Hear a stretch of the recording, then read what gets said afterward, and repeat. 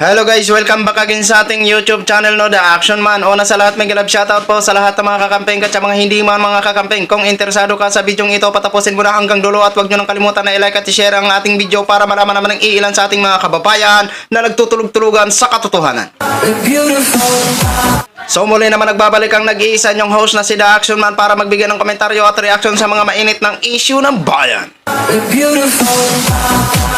So ito ho mga ka-action, mga kakamping, no, may gusto lang ho ako na i-share po sa inyo ang panggagalaiti po ng China.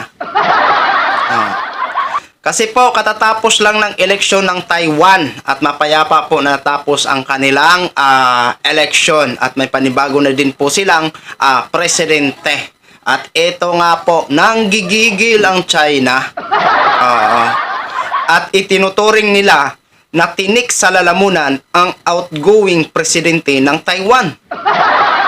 Biruin mo to mga ka-action ha. Babae lang po ito ang outgoing na presidente. Pero matapang na nilalabanan ang mga chikwa. Diba? At itinuring nilang malaking tinik sa lalamunan ang outgoing na presidente ng Taiwan. Dahil nga po, ina-assume ng China na ang Taiwan ay province daw nila, pero hindi pumapayag ang Taiwan na sila ay magiging province. Ginawa na po nila yan sa Hong Kong. Ang Hong Kong po talagang hindi nahiwalay kasi wala silang nagawa. Pero ang Taiwan, bilib ako sa tapang nito. Babae lang po ang presidente pero sobrang tapang. No? Biruin mo ba naman? Handa makipagbakbakan sa mga China, no? Babae lang po yan. Yan ang presidente. Tatayuan kung anong kanyang tungkulin, no? Hindi po yan nabibase sa kasarian, maging lalaki man o babae. Kung lalaki lang naman na duwag, di wag na lang. Diba? So ito nga po, ang ambasador ng Pilipinas ipinatawag ng China tungkol sa pagbati lang ha, pagbati ni Mr. President Bongbong Marcos. Diyos ko po. Nag-congrats lang si Mr. President sa Taiwan sa panibagong presidente, pero umalma ang China at nanggigigil.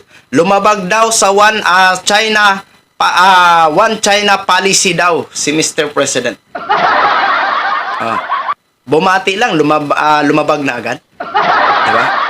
At sinabi pa ng outgoing president ng Taiwan na hindi nagbago lang daw sila ng administrasyon, pero hindi nagbago ang magandang relasyon nila sa US. So ito po mga ka-action, bago ho tayo magtuloy-tuloy mga ka-action, mga kakampeng, panuorin na po natin ang nasabing video. Pinatatawag ng China ang ambasador ng Pilipinas sa Beijing. Hindi kasi nila nagustuhan ng pagbati ni Pangulong Marcos sa bagong Pangulo ng Taiwan. Nasa frontline balitang yan si Camille Samonte. Nagbunyi ang Taiwan sa bago nilang presidente. Wagi si Lai Ching-te na miyembro ng ruling Democratic Progressive Party. Sa May 20, opisyal na uupo sa pwesto si Lai. Si Lai ang sumusunod sa yapak ng kapartido niyang si Tsai Ing-wen na tinik sa lalamunan ng China. Itinuturing kasi ng China na probinsya nila ang Taiwan pero inaalmahan ito ng Taiwan. Sa pakikipagbulong ni outgoing President Tsai sa mga opisyal ng Amerika, sinabi niyang administrasyon lang ang nagbago sa Taiwan pero hindi ang relasyon nito sa US.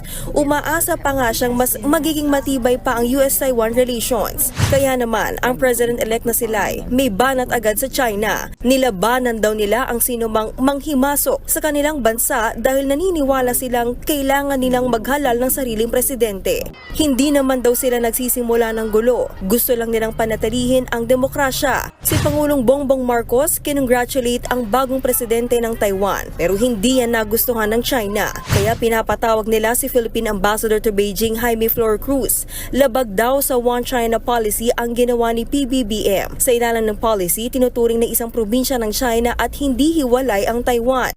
Ayon sa Chinese Foreign Ministry, ang mensaheng yan ni Pangulong Marcos ay salungat sa political commitment ng Pilipinas sa China at pakikialam daw sa internal affairs ng kanilang bansa. Makahulugan nilang paalala sa Pilipinas, huwag makipaglaro ng apoy kaugnay ng isyu sa Taiwan. Pinayuhan pa nila si Pangulong Marcos na magbasa at intindihin ng maigi ang isyu ng Taiwan. Sabi naman ng ating Department of Foreign Affairs na paraan lang ito ni Pangulong Marcos para pasalamatan ang Taiwan sa pagtanggap sa libo-libong OFW roon. Niliraw rin ng DFA na sumusunod ang Pilipinas sa One China policy. Bilang pagtalima, walang diplomatic ties ang Pilipinas sa Taiwan. Wala rin tayong embahada roon. Pero kung may pagkakapareho man ang Pilipinas at Taiwan, yun ay ang tensyon nito sa China. Ang sa atin ay dahil sa agawan ng teritoryo at pambubuli ng China sa mga barko ng Pilipinas sa West Philippine Sea. Kaya naman hindi nakapagtataka na base sa survey ng Pulse Asia, 8 sa 10 Pinoy ang mas gustong kasama ang Amerika kaysa China sa West Philippine Sea. So yun na ho mga ka-action, mga kakamping, no, napanood na po natin ang video. Congratulations po sa mga taga-Taiwan. Yun. Yun naman pala, nagbati lang si Mr. President para magpasalamat dahil sa sobrang dami ng mga OFW dyan sa Taiwan. Totally, may mga kakilala ako dyan ng mga OFW natin sa Taiwan eh. Kaya mag-ingat ho kayo dyan lagi ha. Ganon katapang ang outgoing na ng Taiwan. Grabe sa paninindigan, 'di ba? Handang makipagbakbakan. Ganon ang pagiging ina niya sa Taiwan, no? Ginampanan niya sa kanyang termino, no? At hindi naka-penetrate ang mga chikwa na ito, 'di ba? Mga walang hiya to mga chikwa na to eh. Mga ano to eh, mga abusado to eh. Gusto kamkamin ang lahat ng mga bansa dito sa Asia eh, no?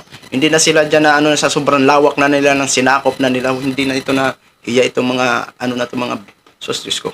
Ha? Kaya sana ganun din sana ipaglaban ang sarili nating atin, no? At umaasa tayo na sana hindi ibibigay ni Mr. President ang West Philippine Sea. Pero alam ho natin na si Mr. President ay lumalaban din sa West Philippine Sea. Ang iilan lang naman sa mga senador dyan, ang pro-China. So yun lang ho mga ka-action, mga kakamping vlogging, share ko lang ho sa inyo. Maraming salamat po sa ating mga viewers, Luzon, Visayas at Mindanao all over the world. Ako po ang inyong lingkod, si The Action Man. Have a good day, everyone. Beautiful.